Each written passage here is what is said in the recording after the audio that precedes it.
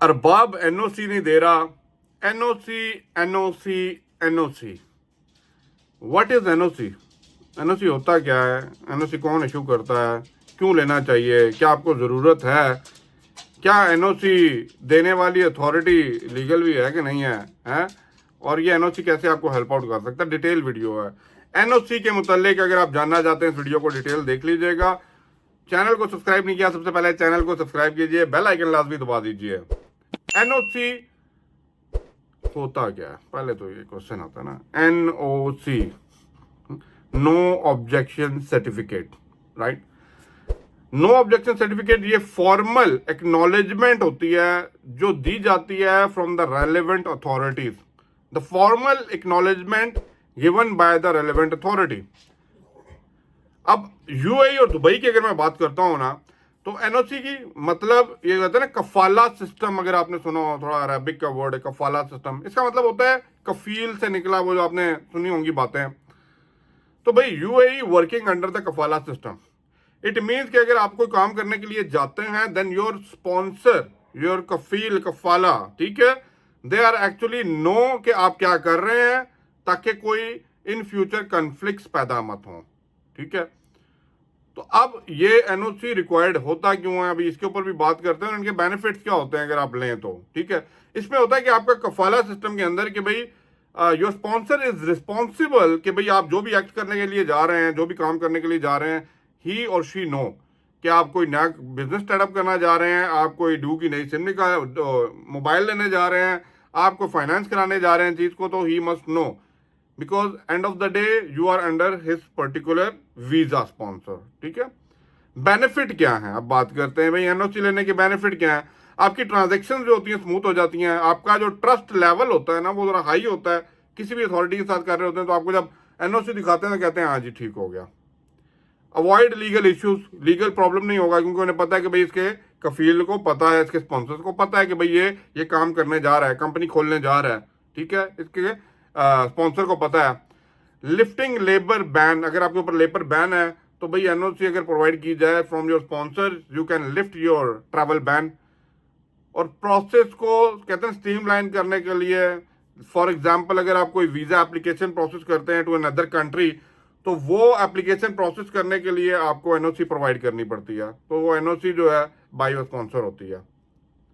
अब बात करते हैं कि भाई व्हेन एनओसी रिक्वायर्ड, कब हमें चाहिए एनओसी। ठीक है, अब ये डिफरेंट इसकी कहते हैं ना कैटेगरीज आ जाती हैं कि भाई आपकी रिक्वायरमेंट के ऊपर डिपेंड कर रहा होता है कि भाई आपको कब चाहिए। आपने एम्प्लॉयमेंट चेंज करना है, आप एक कंपनी से दूसरी कंपनी में जा रहे हैं, तो दूसरी कंपनी वाला आपसे पूछ सकता है कि आपको पिछली कंपनी वाले को प्रॉब्लम तो नहीं है, या आप इसके वीजे पे उधर जाके काम करना चाह रहे हैं, उससे लेबर कॉन्ट्रैक्ट बनाना है तो एनओसी रिक्वायर्ड है। ठीक है, या आप स्टार्ट करना चाह रहे हैं कोई नया business, then you need NOC. या आप बिजनेस जो आपका ऑलरेडी बना हुआ है उसके अंदर मॉडिफिकेशन करना चाह रहे हैं, आपके पार्टनर्स हैं या जो भी है आपका स्पॉन्सर है, उनको अप्रूवल्स या एनओसी उनसे रिक्वायर्ड है। कोई ऑफिशियल ट्रांजेक्शन करनी हो, ठीक है, ऑफिशियल बेसिस के ऊपर, उसके लिए एनओसी रिक्वायर्ड हो सकता है। वीजा एप्लीकेशन प्रोसेस करने के लिए आपका एनओसी रिक्वायर्ड हो सकता है।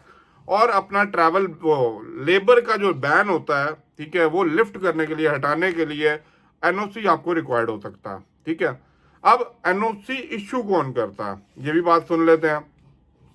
एनओसी इशू करने की अथॉरिटीज होती हैं, या तो आपका एम्प्लॉयर है जो आपका स्पॉन्सर है, वो एनओसी इशू करेगा, ताकि अगर आपको एज पर आपको उस कंपनी में रहते हुए कोई काम पढ़ रहे हैं, कोई लोन का काम है, कोई भी आपने टेलीकम्युनिकेशन का काम करना है, जहां पे भी आप वीजा कहीं का बाहर का प्रोसेस कर रहे हैं यूरोप का, तो भाई आपका एम्प्लॉयर देगा। नंबर 2 पे गवर्नमेंट डिपार्टमेंट इशू करता है एनओसी। ठीक है, फॉर एग्जांपल गुड सर्टिफिकेट अगर आप इशू करवाते हैं किसी और कंट्रीज के लिए जा रहे हैं, तो बता देते हैं भाई हमें इस बंदे से कोई प्रॉब्लम नहीं है, बंदा क्लियर है। ठीक है, नंबर 3, या तो आप यूटिलिटीज बिल्स के प्रोवाइडर्स को आप एनओसी की रिक्वेस्ट कर सकते हैं, भाई मेरा सब कुछ खाते क्लियर है, they provide you the NOC. या फ्री जोन अथॉरिटीज जो होती है ना, मेन लैंड होता है और एक फ्री जोन होता है, that authority actually provide you that आपका यहाँ पे कोई मसला मसाइल नहीं है, they provide you the NOC. अब एनओसी हासिल कैसे करना है, हाउ टू कलेक्ट या ऑब्टेन योर एनओसी।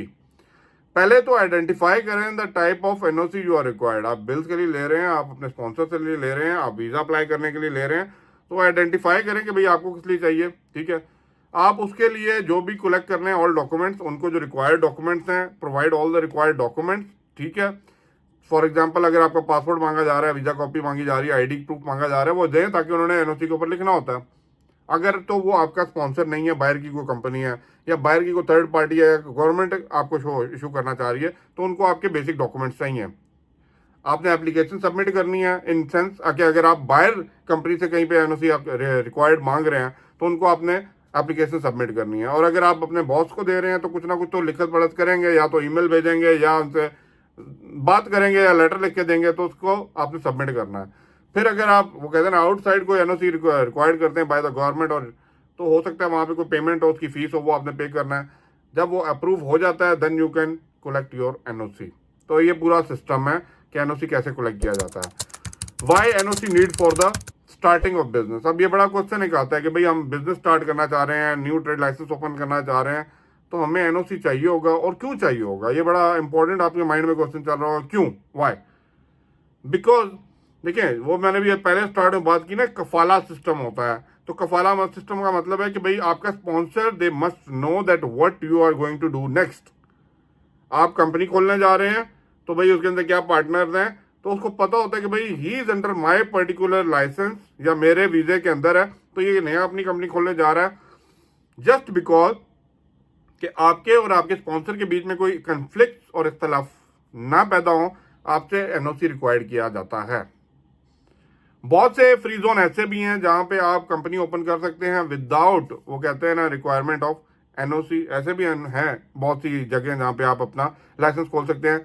तो go ahead when you are opening your licence, उनकी क्राइटेरिया, उनके फ्री जोन और मेनलैंड और फ्री जोन की एक्चुअली किस के अंदर जा रहे हैं, अगर उनकी रिक्वायरमेंट में एनओसी है then you have to provide the NOC. अब एक और क्वेश्चन आता है कि भाई काम करने के लिए हमें एनओसी रिक्वायर्ड है। देखिए, नॉर्मल अगर आप काम कर रहे हैं ना, तो भाई आपको एनओसी की रिक्वायर्ड नहीं है। बट यस, अगर आप किसी एक स्पॉन्सर के वीजे के ऊपर काम कर रहे हैं और आप कहते हैं कि नहीं, मैं अब छोड़ के आगे जाना चाह रहा हूं, या इसके स्पॉन्सर्स के ऊपर मैं अगली कंपनी के अंदर जाके काम करना चाह रहा हूं, देन अगर आपका पुराना प्रीवियस एम्प्लॉयर आपको एनओसी प्रोवाइड करेगा then you are good to go.